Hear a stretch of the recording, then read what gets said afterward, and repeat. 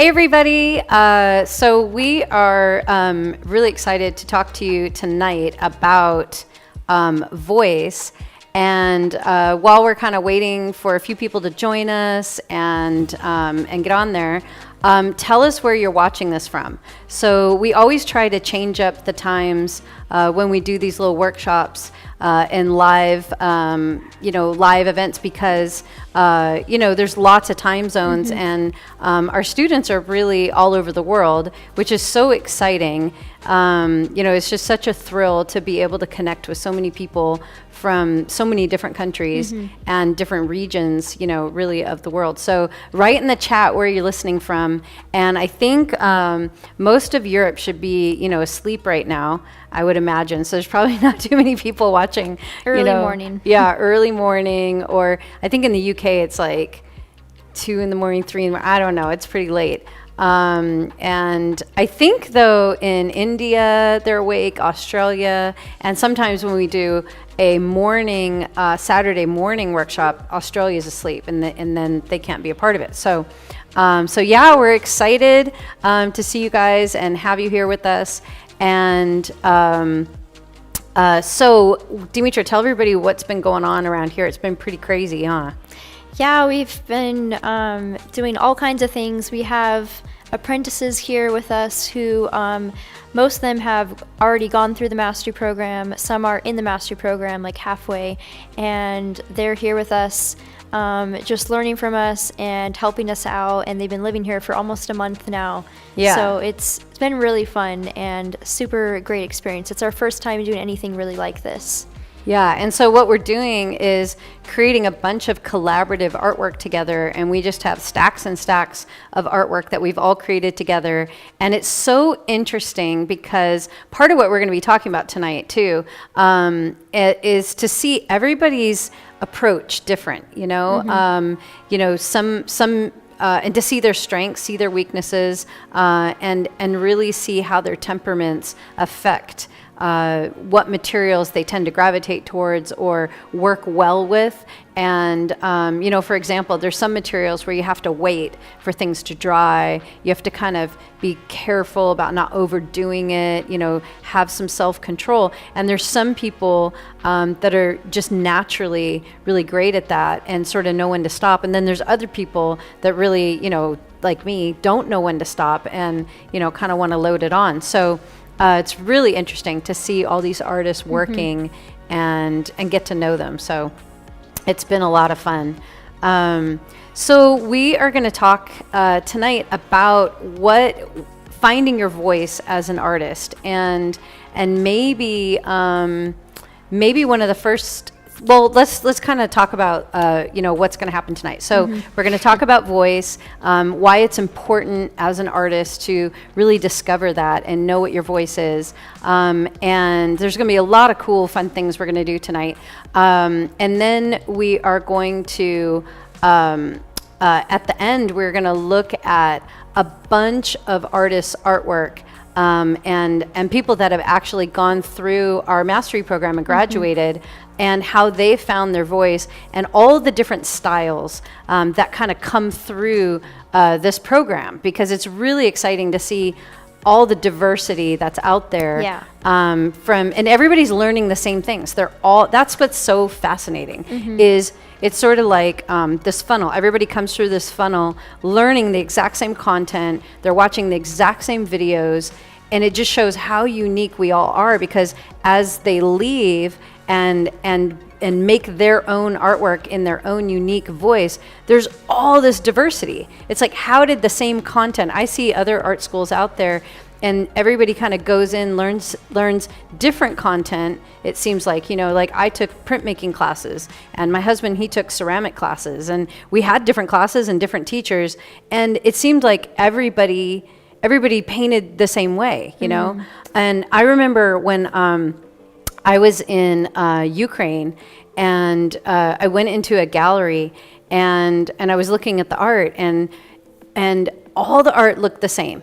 It was like landscapes or florals done in this impressionistic style.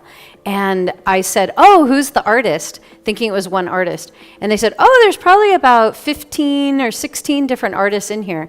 And I was thinking, how in the world they all paint exactly the same, and they say, oh yeah, it's the Russian school. You know, they all learn, you know, this one way to paint, and it's like the desired aesthetic. It's like they actually aren't taught to discover their own aesthetic Or express themselves. or express themselves. They're taught to mimic the elite aesthetic that's out there, that they're told is this is the best art. And I think it's really cool that artists, we're free now, right? We live in this time where we're not told what is the best art. It's really up to the individual, and it's up to the buyer. And there's so many choices. There's choices as an artist. You can paint any way you want. And I think as long as the quality is good and you've put time and effort and skill and craft, and artistry to it, really anything goes in terms of style and you know, what you paint or process. So yeah, so many people, you know, ask us, like it's just a common question we hear about our mastery program and the classes we teach. They want to know, will their style be unique in their own after they take our classes, or will their art look like ours? And so we're definitely going to answer that tonight and go in depth about it. But okay, I forgot what I was going to say, but well, it's good. Yeah. I had a story going off of what you just said. Was it Ukraine? Was it? Yeah, it had to do with that. Gosh, literally just escaped me. Well, maybe it'll come back. Okay. Anyways, we can move on. Okay. And we're also going to have a Q&A. So we want you guys to, and I think we're actually going to have, we kind of decided this last minute. So we sort of spur of the moment. Bree walked in. She's a current mastery student. She came in, she sat down, and you know, in the studio, in the film studio, and we're like, "Hey, Bree, you just like really found your voice." She just started portfolio. She's in the mastery program right now, and she's just started her portfolio. In fact, we did a portfolio critique just the other night on a Zoom call with a bunch of students, and she was there, and she had her first 5 pieces, and they're stunning. They're absolutely beautiful, and we should have her bring one, actually. Oh, definitely. So maybe she can sneak out and grab one, so we can show it to everybody, and they can actually see it. But anyway, yeah, we're going to have her on, and she's going to share, because it's so fresh and it's so exciting, you know, when you first discover your voice and you know you found it, you know, and so we're going to have her talk about that. So anyway, let's, I guess, get started, right? Yeah. So really, what I think the first thing we want to talk about is what is the difference between voice and style, because they're almost used interchangeably sometimes, you know, finding your voice as an artist and then, you know, developing your style. So Dimitra, what do you think is the difference between what does that mean to you? Yeah. So I think that the voice is really like, it's the voice behind your artwork. It's kind of the meaning and what kind of drives you to paint. And throughout, like, once you have a cohesive style and look, it's kind of like your voice is showing through in all those pieces. Someone will walk away with like the same feeling in all your paintings. Like there's a thread through it all, and it's consistent. Your voice doesn't really change. It's just who you are. But I think your style evolves, and so style and voice kind of go together, and your style is really like reflecting your process that you paint in, and everyone paints a different process. Everyone is drawn to different materials, and that's what makes art so like unique and amazing, is we all as artists just are drawn to different things. And so everyone you know, uses the materials that best fit like their temperament and how they love to paint, like how they move. And so yeah, that's how different, you know, that's how style and voice are different. Yeah, and I think too we have a squeaky door. Yeah, I think sorry too, about that. We have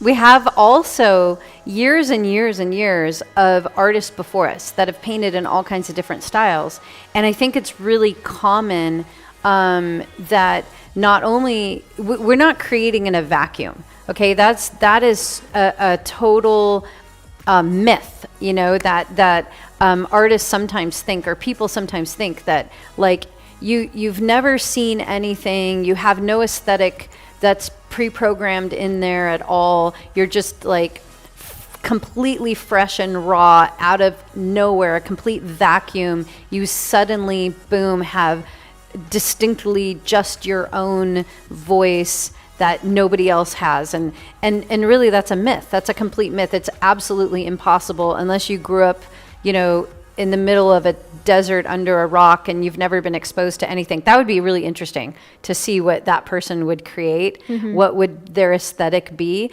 But that's so uncommon. That's not how we live. That's not, we've seen things. We've been told this is beautiful. We've been told this isn't beautiful. We've been exposed to all kinds of art, and we've been told that this artist is a master and this artist is a master. And how do we know, really, right? How do we know? It's because we've been told. It's because history and a group of people have collectively over time all agreed that these are the masters and these aren't.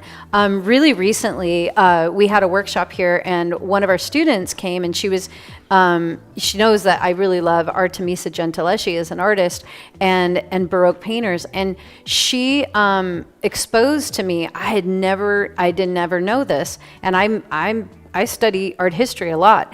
And she was in Italy. Her husband's Italian, and she was in Italy, and she went to the show, and she saw all these women that were contemporaries of Artemisia Gentileschi that had painted, and they painted very much like her and very similar content and themes, men getting their heads chopped off. And they were all women in the Baroque period that were painting and had paintings, in churches and had patrons and people buying it. But we've never heard of these women.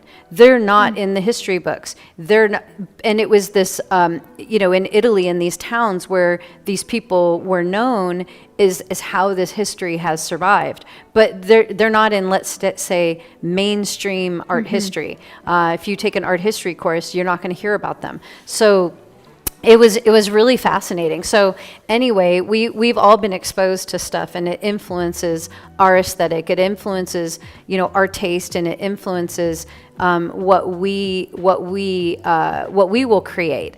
And so with that, we have all these artists from art history, and then we have critics and people that have evaluated the art that have assigned words and verbiage to those styles. And so that's where you get impressionistic or expressionistic or figurative work, or what are some other examples, but abstract expressionism, and then you can start making up your own things and combining them, urban expressionism and urban impressionism, right? Or suburban expressionism. I don't know. So you can just literally throw together, and I mean, it needs to make sense, right? Street art is kind of like its own style now. Yeah. Right. And there's street art in galleries that's not street art, but it's called street art because it looks like street art. Yeah. So, there's these styles that you can, and we kind of call Dimitri's style, abstract realism, which is an oxymoron, right? So, but it really does describe her look, because parts of it are abstract and parts of it are realistic, and it sort of meshes, in between. And she's not the only one painting that way. There's other artists that are completely unassociated with us completely, that also paint in a similar style. It looks different, meaning the themes are different, the colors are different, what they paint is different, the voice behind it is different, but the style is very similar.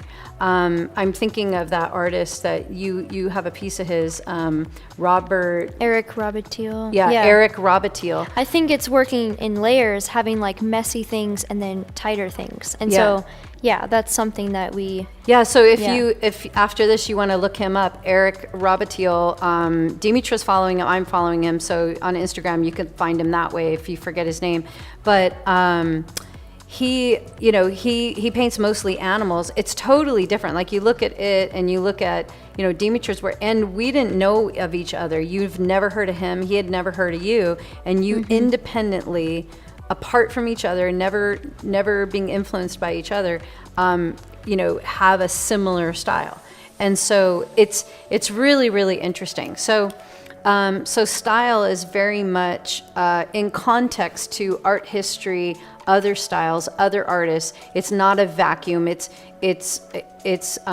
relative to what else is out there. And then your voice, I think, is more unique. That is more you, whereas your style is somewhat of a choice. Yeah.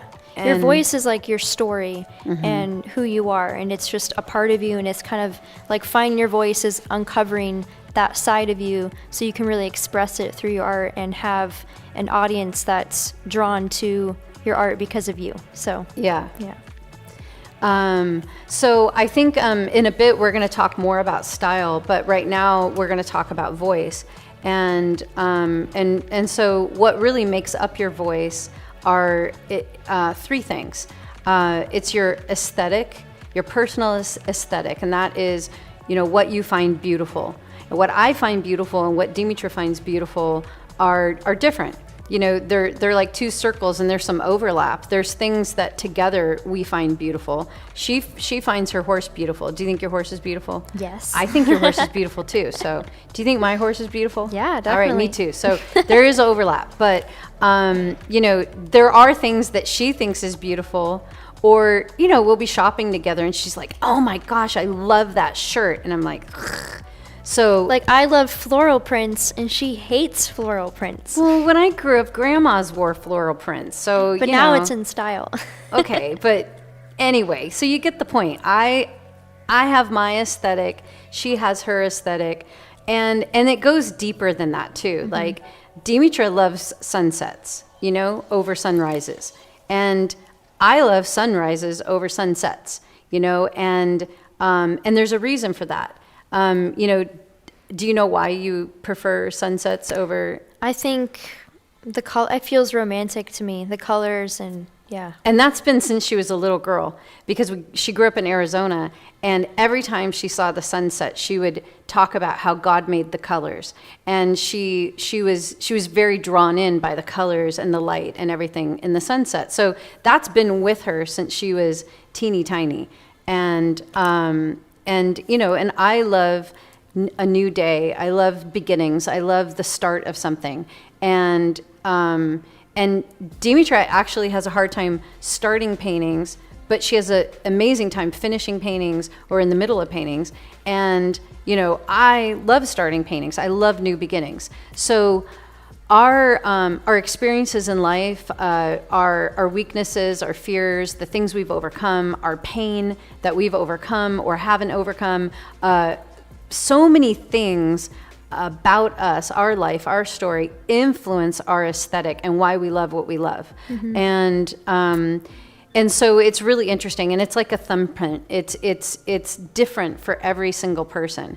And so I think a great place to start finding your voice is thinking about what you find beautiful, and make lists of them, and collect images, and collect them on your phone, and just look through your phone and start favoriting, all the things you find beautiful that you've taken pictures of.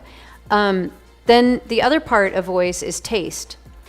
So we all have a different taste, and there's sort of levels of taste, and this is something a lot of people struggle with and they don't want to admit, but taste is, really something that you can educate, and something that you can, basically, the more you're exposed to, the higher level of taste you'll have. If you travel, if you go to a variety of different shopping experiences, some can be, sort of bohemian craft shows that are, kind of street fairs, to shopping at really high-end malls and everything in between. And the more you're exposed to, the more people you're exposed to, and cultures and visuals, the more your taste will develop. If you sort of are contained in a small little box and you're not exposed to a whole lot, it's harder to have a higher taste. Yeah. And so your taste will inform, will color or filter. It's like the filter over your aesthetic, because there can be a tasteful sunset or there can be an untasteful sunset, right? Or if you've only ever seen one type of sunset and then, you know, that's your only experience. Right, But if you've that's true. seen so many different ones, then yeah. Right. And then the third thing is your process. And that kind of goes more into style. But I think your process is a strong part of your voice. And that's basically how you lay down paint. So a lot of what gives your artwork voice is, you know, some of us lay down paint with physical strength, right? We vigorously lay it down. We lay it down quickly. There's, you know, a bit of violence to it. And others of us, you know, put it down very delicately and peacefully and quietly and with a lot of thought and care. And, you know, some people are something in between, right? So how we lay down paint really gives a lot of voice. Some people work very poetically with their brush. Others, you know, really lay it on very thick. And other people, you know, have lots and lots and lots of brush strokes. Some people have way less brush strokes and it's more smoothed out. So how you lay down paint and your process and the art materials that you like to work with, even the color choices, all kinds of things like that, really give your artwork voice. And color, I would say, is a big part of that too. Yeah, and so many different artists, like we're all drawn to different materials, and like some artists they love to work on the floor. And like I just saw the other day this lady who was painting these giant paintings with a mop and paint, and it was like this super minimalist type art. But anyways, everyone's just drawn to different ways of painting and using different materials. Like, so all the different materials kind of reflect your voice too, and there's a reason that you're drawn to some things over other things. And it's not like we all have to learn all these different ways of painting and like you have to be good in all of them. You just have to really like know which ones fit you and like how you work, and then that's how you find the process and like really create like your own magic. Yeah, and also we're going to have a Q&A later in just a few minutes. So be thinking of questions that you might want to ask us. And there's a live chat. If you refresh the screen, maybe it was glitching earlier or something. So if you refresh your screen, the chat will work now, and you'll be able to use it and make comments or ask questions and engage. And we'll be able to. We actually have somebody on the chat that's able to answer questions. They'll be telling us what your questions are. Yeah. So give the chat a try again, and hopefully it'll work now. So how does someone find their voice? How does somebody find their voice? The question everyone wants to know. The million-dollar question. And it's like the most important thing, I think, as an artist is to really know your voice, to have your own unique style, and that's what you need as an artist. You don't want to be all over the place. Like if for people to remember you and buy and collect your work, you have to have a memorable style that's consistent and cohesive. Of course it can evolve, like we all evolve as artists, but yeah. So how do you find your voice? Really, it's how do you find you? You have to find yourself. You have to know yourself. In the mastery program that we teach here, we actually spend a long time on that. We spend a few months all concentrating. It's when you're going through mixed media and learning mixed media techniques. Then the other section at that time is voice. And we take you through a few months of basically deep self-discovery. And you are learning all kinds of things about yourself. We talk about different temperaments and ways, how you kind of go through life, and you know, your energy, basically your energy, and how you touch, you know, art supplies and apply them in different things, and why that might be, why you might be that way, and why you're maybe not this way but you're that way.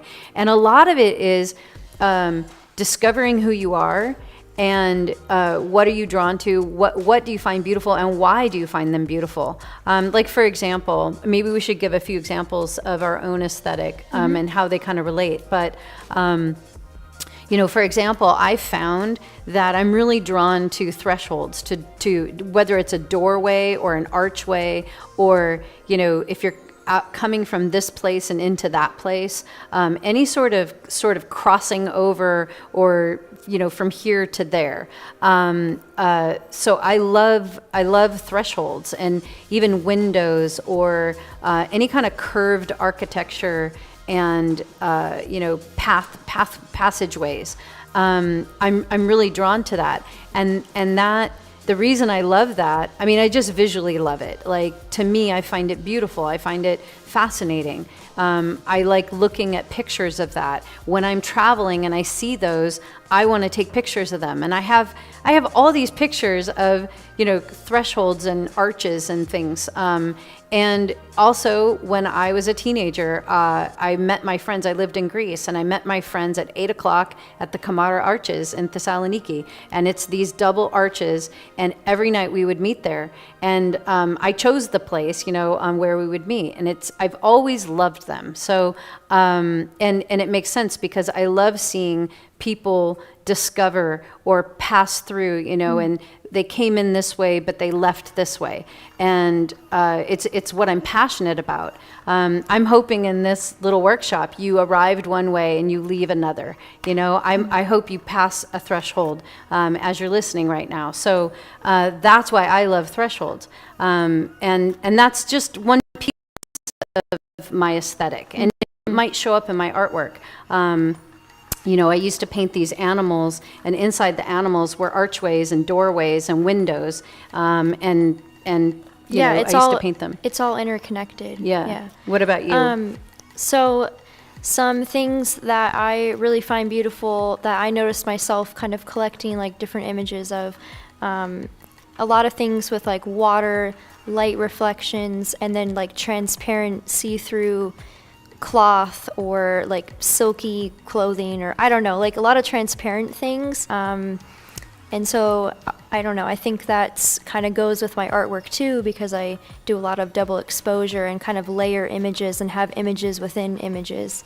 And I think probably, I don't know, the deeper meaning of that would be like, I don't know, seeing straight through something, or being more open, or yeah, and I think you value, what I find is that you value in people transparency and honesty. And when somebody is sort of putting a cover up and being phony, or being, you know, they have a veneer of some sort, you recognize it and you discern it, and you really value and treasure when people are authentic and transparent, you know? Yeah. So simple, that's really good. But it's also hard to sometimes, like, know these things about yourself. It's like you figure out those deeper meanings, I think, talking about it with others, but it all starts visually. That's a really interesting thing about aesthetic, is all you have to pay attention to is the things that you find beautiful, and then later you're uncovering the meaning of that. And so, yeah, you just start with, what do you find beautiful? Oh, should we turn that off maybe? I don't know if that's loud.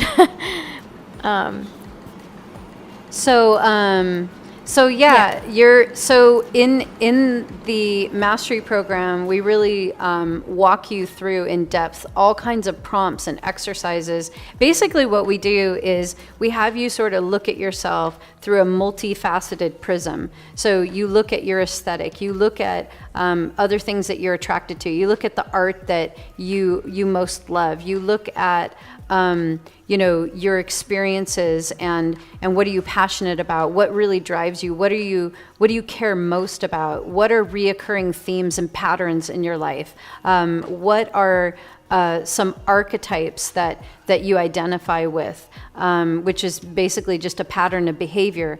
And we walk you through all these different prompts so that you can really arrive at a deep knowing and understanding of who you are in a multi sort of dimensional way.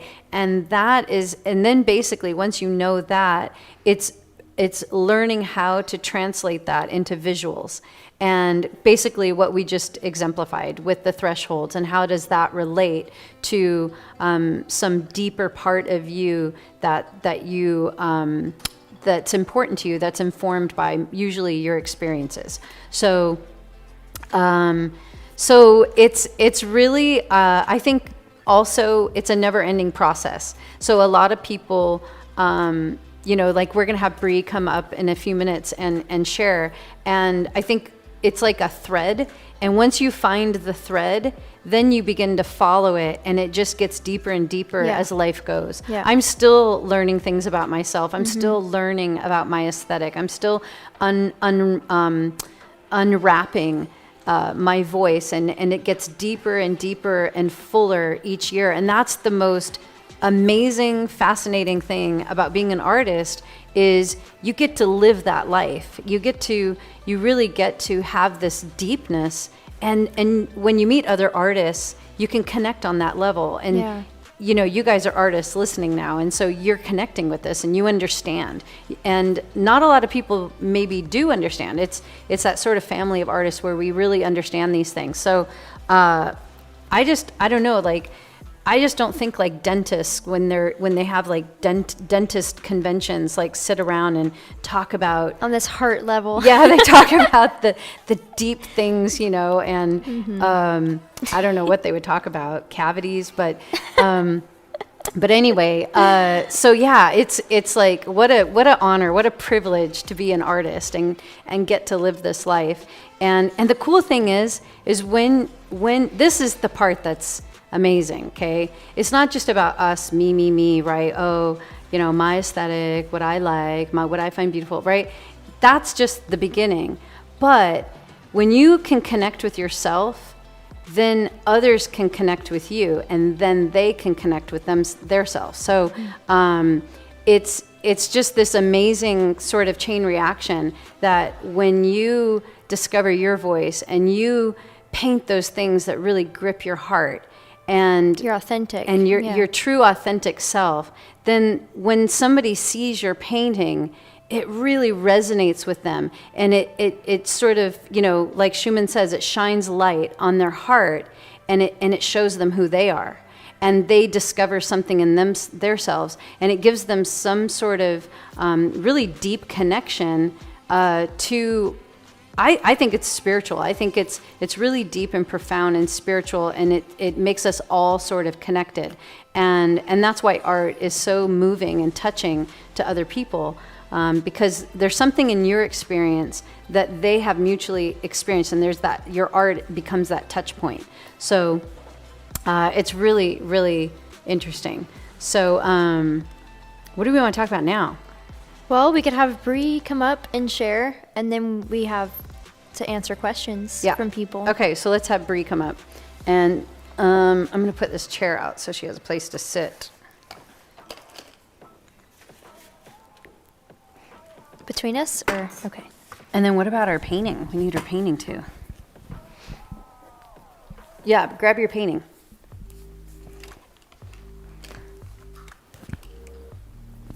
So Bree is in the master program, and she has just like found her voice, and so it's very fresh for her. Where should she put it? Right there? Okay. Just put it over mine. Won't fit. We take mine down. Okay. Sorry. Hi, everybody. Put it on top so we don't lose any of it.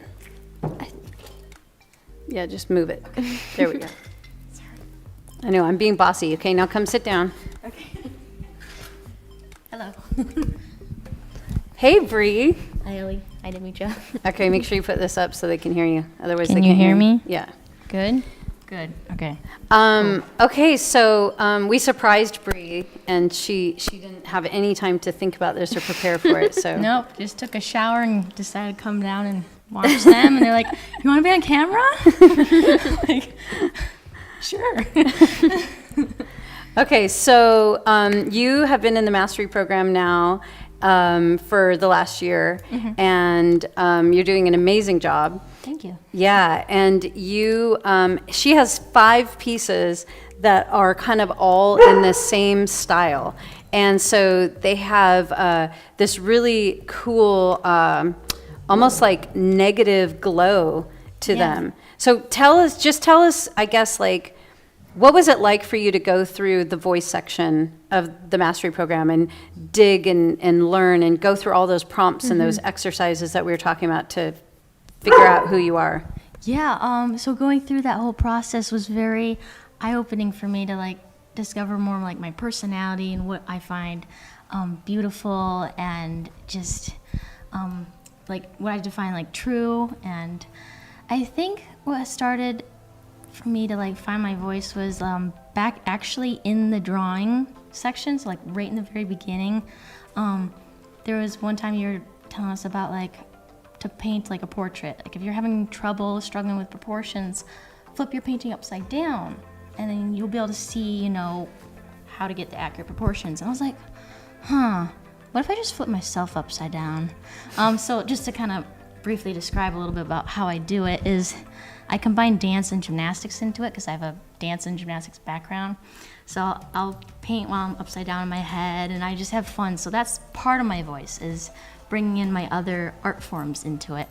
And then once I actually got to the voice section and discovering how I want to like embrace people's like their light, like that's what I want to capture, is like embracing your inner light and letting that shine through.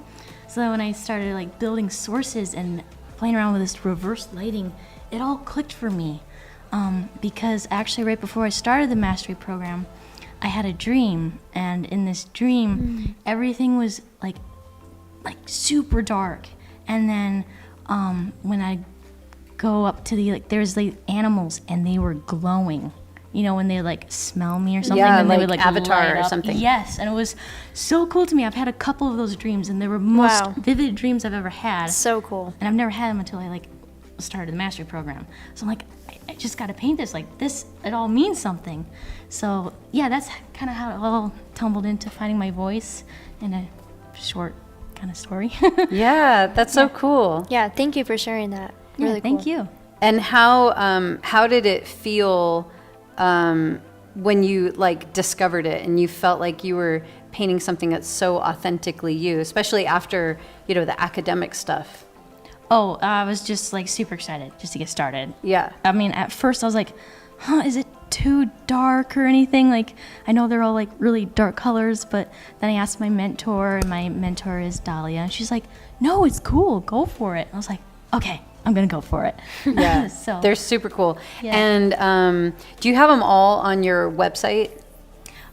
not yet. I'm gonna be Oh, releasing that. oh. I'm starting releasing So them I'm like spilling the beans a little bit. no, it's okay. It's Okay. totally cool because I'm starting to like. And you don't have them on release your Instagram or anything? They're I kind of just started this week. just started this week. Okay. So you can go tell everybody what your Instagram is so they can check you out. Yeah, it's Bree_Fitzpatrick. Yeah, and she has lots of cool videos of her doing all her dance things. You gotta follow and her. Like if you're gonna follow does- anybody, follow Bree because it's entertaining, awe-inspiring. In this last month, we happened to work out at the same time, and in the little gym up at the house, and I'm like doing my little fit on my little 20-minute like, you know, sculpt, yoga, whatever. And it's all so easy. I mean, I got 5-pound weights and I'm like, you know, she's over here with like 40-pound weights in each arm, standing on her nose and doing like some sort of spin with her legs under her armpits. You know, it's like, what is she doing? And then, you know, an hour later, she's in the punching bag. And I'm like, oh my God, you do not want to find this girl in a dark alley. Like, she will kick your butt. So anyway, she is badass. And sorry for cussing, but when it comes to Bree, you got to say that. So she's incredible. You got to follow her. And yeah, and then she's like, it's like, what's Bree doing today? She's out in the field with balloons full of ink and like archery. Yeah, there's and been some she's fun ones. and she's like shooting balloons into canvases and like splattering paint all over. And we have this idea we want to do.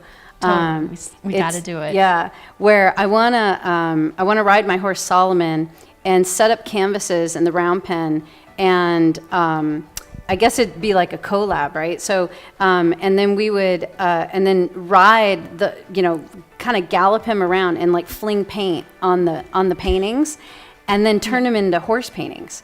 Yeah. That is a strong voice right there. Yeah. So anyway, yeah.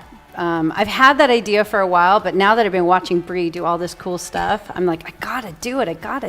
Yeah. So anyway, super cool. So yeah, definitely check her out. And then I don't know, should we do some questions? Because do you guys have any questions? Maybe is the chat not working? Oh, it's working. Okay, so if you guys have any questions, especially if you have a question for Bree or anything like that, now is a really good time to write it in the chat so we can get your questions and be able to answer them. So tell us just briefly while we have you here, because in case you don't know, I think you probably do know, because we've been posting a lot about it. Our registration is open right now for the mastery program, and it's only open in these 1 week intervals 4 times a year. So right now is a really good time to sign up for the mastery program. And there's a 30-day money back guarantee if it's not what you expected, and also you have lifetime access. So it really doesn't matter if it takes you a year to complete it. That's what it was designed for, to be done in a year. But it could take you 2 years, it could take you longer. It's really, you can do it at your own pace. And if you want to do it faster, you could do that too. So it's really up to you. And registration closes tomorrow tomorrow night. So tell us just a little bit about your experience with the mastery program. Did you think it was any good, or? Man. I'm not sure I'd recommend it. I'm just totally kidding. Just totally kidding. No, loved it. I mean, as soon as I found Demetra on Pinterest and then discovered the mastery program, I knew right then and there I wanted to sign up for it as soon as you opened it. And I remember waking up at midnight when it opened, and I was like, gotta sign up. Because I wasn't sure, if there was a cutoff, so I was just super excited. But totally recommend it. It has helped me tremendously. I've had a little bit experience just self-taught, but this has been mind-blowing, especially in the oils. I had no idea there was such thing as warm and cool, so that was whoa, that's a lot to think about at first. I was like, where does this paint go? I never had to think so much about where paint went, but it all comes, as they keep teaching with each lesson. So totally beneficial. I say it's worth every single dollar and more, but it's nice that they have a lower price point, just to be honest, than college. So yeah, totally recommend it. Yeah, very cool. Have you made any friends while you've, because I know it's an Absolutely. online program, but even though it's online, were you able to find friends and community and connect with people? Yes, absolutely. Especially now you have your own social media too. That's super awesome just to connect with all the students, graduates, even other, coaches and mentors. It's been awesome. You can get feedback and ask any questions that you want. And everybody's so supportive. That's what I love about the community. So supportive. Yeah, I haven't found anything negative at all with it. Yeah, very cool. Well, you're like a model student, so Thank you. she's a very hard worker. So. Yeah. Thank Yeah. you. And the mastery program, to be honest, it's not easy. Anybody can do it at any level. You could come in with tons of experience already and still learn a ton. My husband took it after 20 years of selling his art, and he took the mastery program and he learned a ton, and he really blossomed in his voice and style and all of that. But you can also be a complete beginner, and in 1 year, we have tons of people that came in with no prior experience whatsoever, and in 1 year began, selling their work. Jake, Dimitra's husband, is a perfect example of that. In fact, he has a vlog out there, if you've watched it, where it actually documents his time in the mastery program. Where can they find that vlog? It's on YouTube. Okay, it's on YouTube, just on search, Milan Art. Yeah, Milan Art. And it's probably on our website too, I'm sure, somewhere. But anyway, he took the mastery program full time, 40 hours a week. Plus, he was working a lot. So while he had a job, he did it 40 hours a week and completed it in 4.5 months. And he started selling work right away. In fact, I think graduation night, he sold paintings. Mm-hmm. And even before graduation, he sold a few paintings. And just like last week, he delivered a painting a couple hours from here to a collector. How many pieces has she bought from him? This is her third, and then he said six. 6 pieces. She's bought 6 pieces Crazy. from him. Yeah. And he has a commission now for another piece. And so anyway, he knew nothing. He knew nothing. We have an owl to prove it.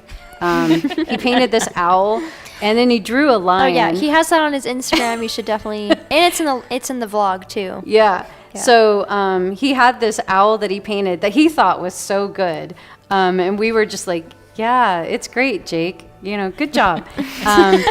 But then, after his first, lesson in the mastery program, he painted the same owl, and it blows it away. And so then, he was like, "Yeah, that owl's lame." So.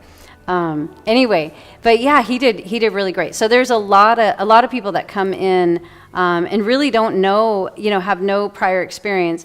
And after 1 year, if they work hard, that's what I was getting at. It's not easy. You do have to work hard. It's not just a magic bullet. You sign up for the mastery program, boom, you're a professional artist. You have to do your part and put in the hard work. But there is a way. So many artists I've talked to and I've met, they're willing to, do anything. They just want a way. They want a way to be able to sell their artwork, professionally. And this is a way. Okay, so Judy is asking, Dimitra, you read the question because you can see better than me. Yeah, so she says, you mentioned finding your voice and how you put paint down. I love immediacy and bold brushstrokes and have wanted to refine my techniques. Is this something I should follow, or is it going against my own voice? Should I instead hone my natural tendency? Oh my gosh, the camera's in the way. I feel like my bold brushstrokes and immediacy happen naturally because I haven't had formal art training. Hope this makes sense. So yeah, I would say that if you love to execute bold brushstrokes and have things immediate, that's your natural that's who you are style. And that's you don't who you are. Fight that. No, you don't want to fight it. You have to you would do that. That's actually what I like too. And you're probably a bold person, and you probably like things to happen now. Just like I do. I can't stand waiting for things, and I'm very immediate when I paint. And over time, I learned how to be more accurate. So with practice and with building skill, you'll be more accurate and deliberate, and you'll be able to hit those brushstrokes and get those bold brushstrokes just the way that you want them. So definitely don't lose that. Don't try to be anything else. You want to keep that. And over time, with practice and skill and learning, you'll be able to get the results and the accuracy that you're after. Mm-hmm.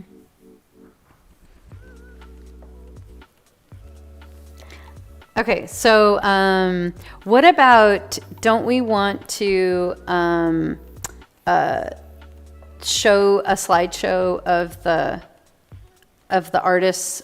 So we have a little slideshow here.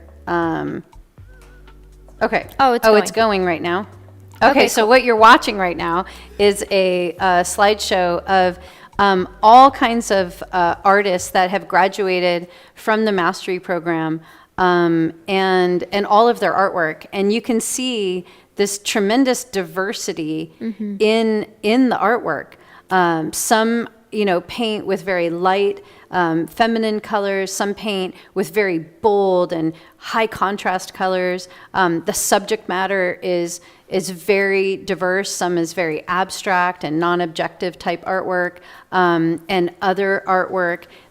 You'll see, these, almost comical or whimsical, dogs. I think there's a Doberman pinscher in there with a revolver in his mouth, right? And you'll see, things that are, really feminine and beautiful and ethereal, and then you might see other things that are kind of quirky and challenging or provocative, and everybody's different, and that's the beauty of it.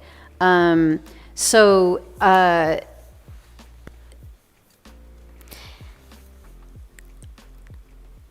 just oh, there's the Doberman with the revolver. I love that piece.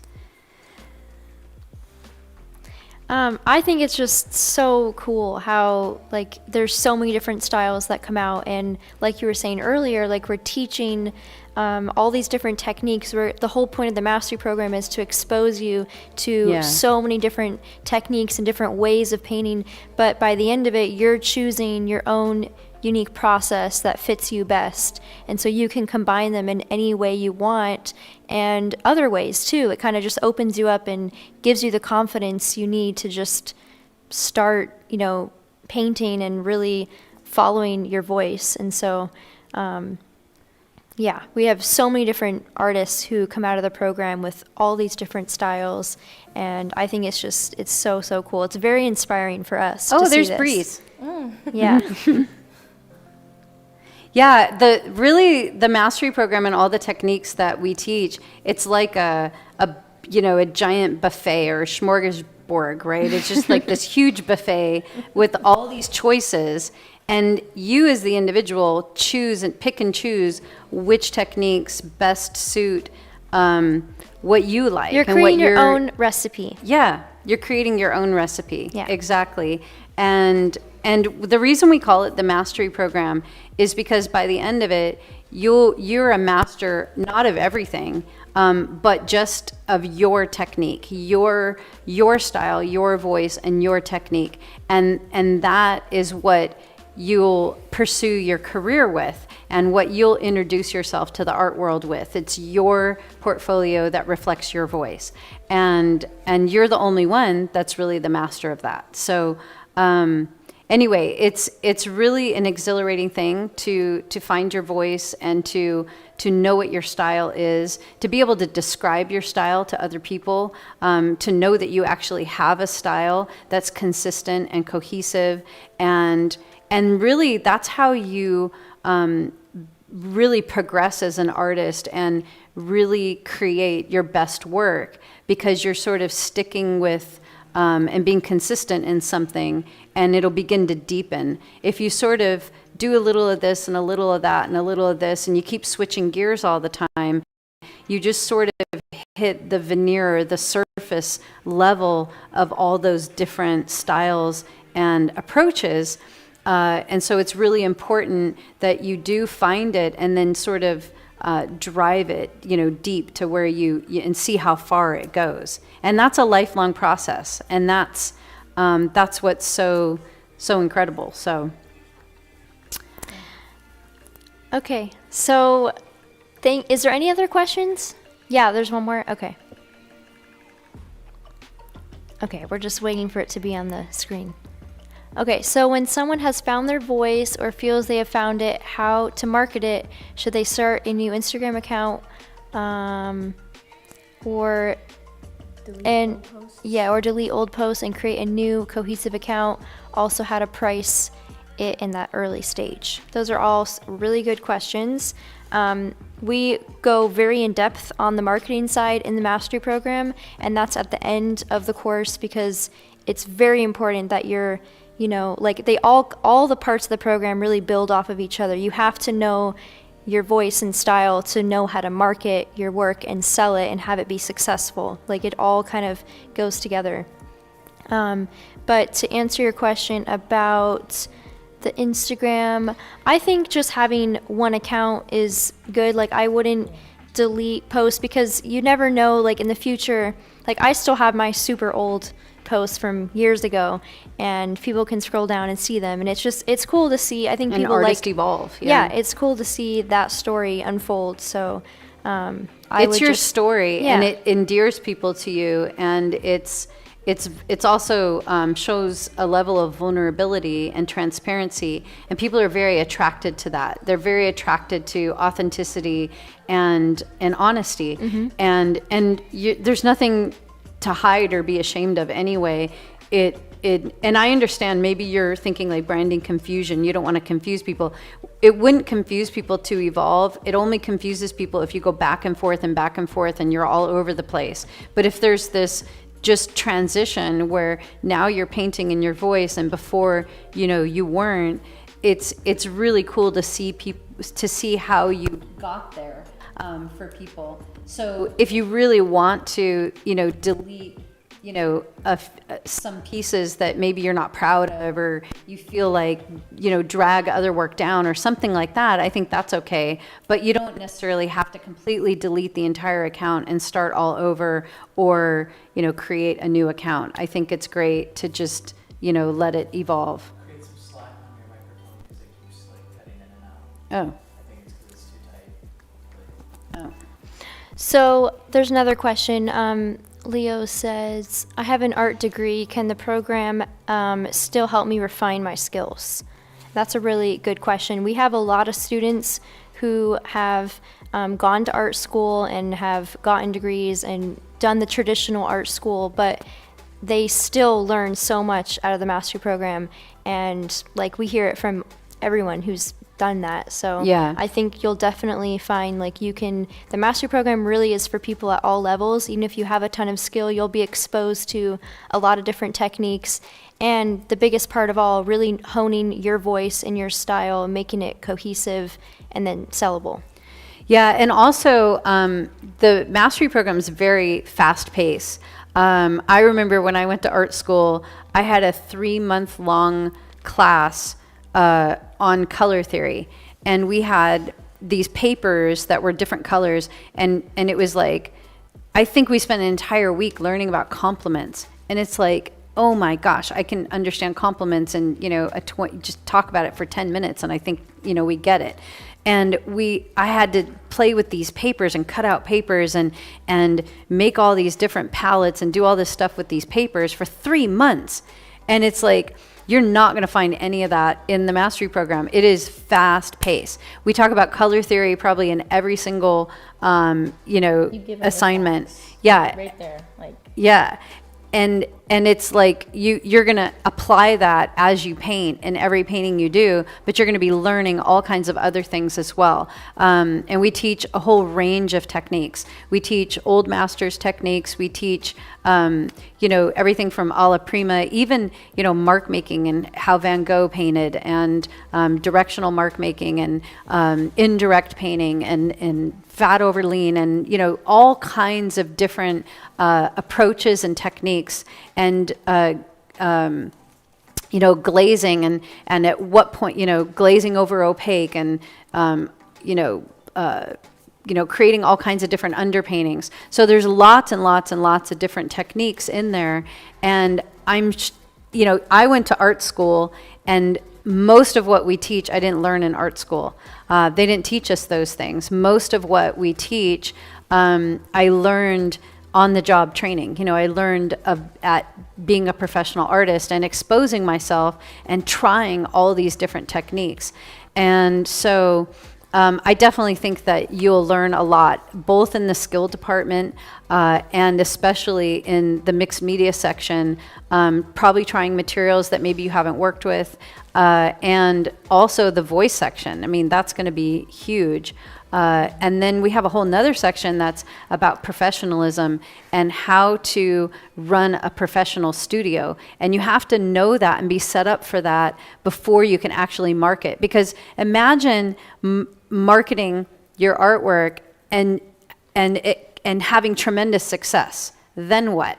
If you don't know how to run a professional studio, if you don't know professional habits, if you don't know how to do that and how to set that up, you wouldn't be able to keep up with the demand. So everything in there is for an art career, and most of it I didn't learn in art school. And I went to Savannah College of Art and Design, and then I after that I went to the University of Georgia, and they didn't teach us any of these things. So we have a lot of people that take the mastery program after they've already have an art degree and went to art college. So yeah, I definitely think you'll learn a lot. And most importantly, you'll learn how to market and sell your artwork and have a successful career. So that's the most important part.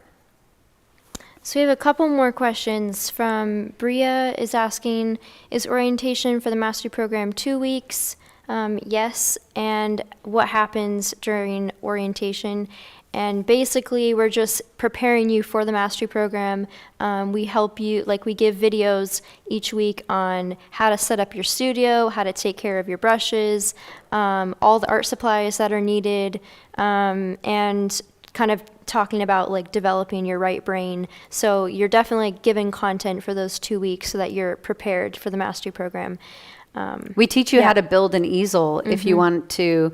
It costs like the easels maybe behind us. Yeah. Yeah. They used to cost $20 to build, but now building materials have gone up a bit. So maybe they're $30 now. But yeah, so we teach you how to build an easel so you don't have to go out and buy one. And in case you don't have one already. Can you read Claire's question? Because I can't see. Yeah, she says, is there any way for us to know other classmates and interact on a weekly basis? Yeah, maybe you can answer that. Oh 'Cause yeah, I mean with your Facebook groups, even on Instagram, you can use the like hashtag like Milan Art Institute. You can find a whole bunch of people, and then their own social media platform on milanart.com as well. You can find so many people. So Yeah. absolutely, you'll get along with other classmates. Yeah, and we're always, I would say community is one of our number one, after artists turning their passion for art into a profession, after that, I would say our next biggest priority is community. So we're really, really strong in helping people build community. And I would say there's even a stronger, this is a pretty bold statement, but I would say there's an even stronger community with this online school than you'll find in on-campus type schools.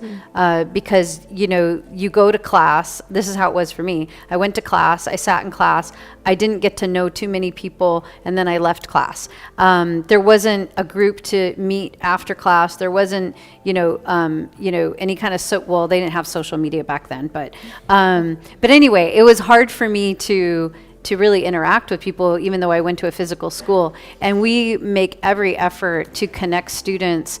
And if you choose the mentor option, you'll connect with all your mentors' students that they have. You'll be in Zoom calls with other students. And actually, that's open to everybody. Everybody can join the Zoom calls and participate in not the mentoring Zoom calls, but the mastery program Zoom calls. And so there's lots of opportunity, lots and lots. And we have graduates and our coaches that all knew each other, from when they were taking the program, and they're still friends today. I mean, there's friendships that have lasted now, 6-7 years after they've graduated, and they'll probably be friends for life because you connect so deeply and you're going through this journey together that's very deep. It's not a fluffy journey. It's a very deep, life-changing journey, and that's why these relationships are very strong, that you meet with other people in the program. Yeah, I agree. So there's one more question. It's a really good question. With the art market flooded with collage and mixed media art, how will I fit in, and how will I sell my work with all the competition? So I think that the art market or the art world is really drastically changed in the last few years, and I don't really think it's really existing. It's like everyone today buys art and collects art. Almost every household has art on the walls. So it's become so easy these days for you to sell your work to just anybody, and everyone's buying art. So it's Well- not really like this structure anymore of having like the art market. And I mean, there's still, places that exist that are like that, but it's just really changed. So I would say you don't have to worry really at all. It's like now is really the best time to be making a living as an artist, because so many people can just connect with your work online and buy directly from you, and that's really how the world is shifting. Yeah, I love this question, and I'm so itching to answer it because I love this question. So first of all, I've been selling my art for the last 26 years, basically since, you can do the math, 1996 is when I started selling my artwork in the art market, professionally for a living, and at the time you really had to have a gallery or a dealer in order to make it. You had to. If you didn't have a gallery or a dealer, there was no way for me to meet art collectors. There was no social media. There was no internet, really. I mean, the internet was just barely starting, and I don't even think there was pictures on there. It was just words. So there was no way for just an individual to really get into. There was hardly any shows or art festivals and things like that I knew of.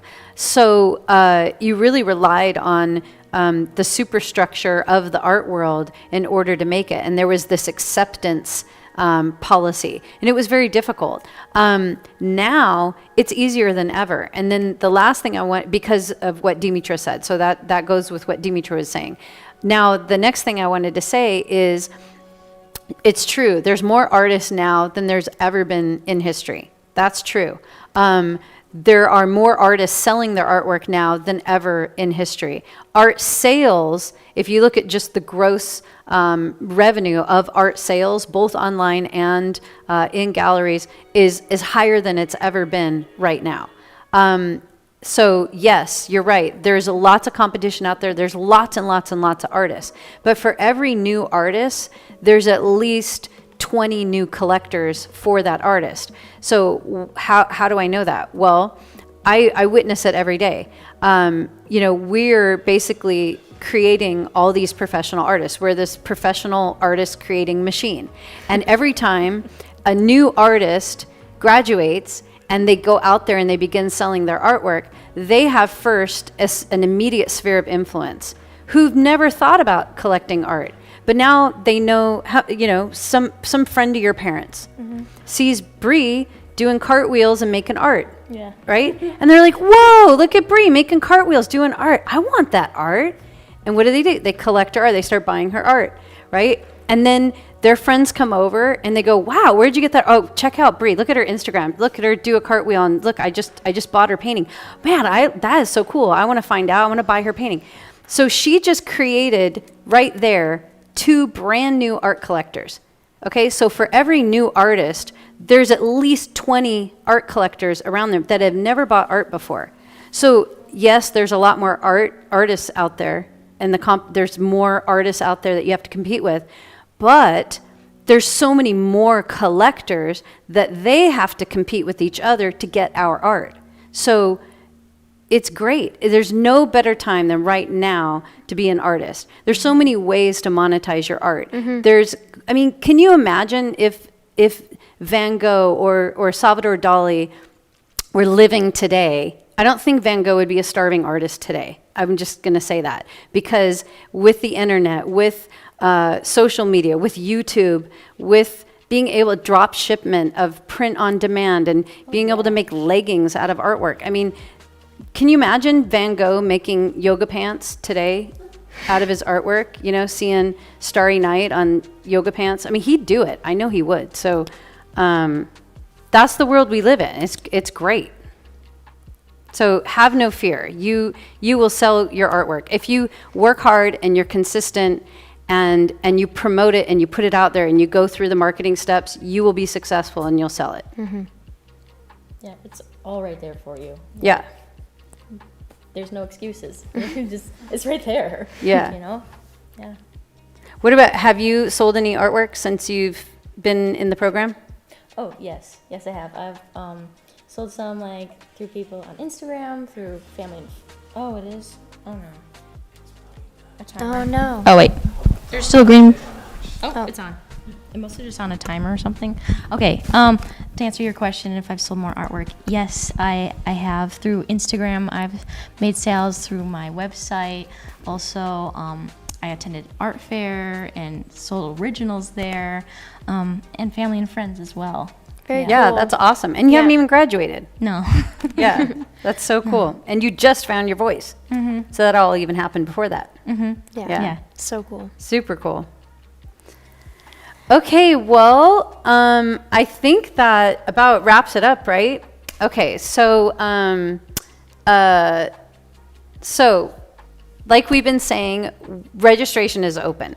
If you are not in the mastery program, just take the mastery program. I'm telling you, it's the best thing you'll ever do if you want to be a professional artist. So registration's open now. It closes tomorrow, so this is pretty much your last, chance these next 24 hours.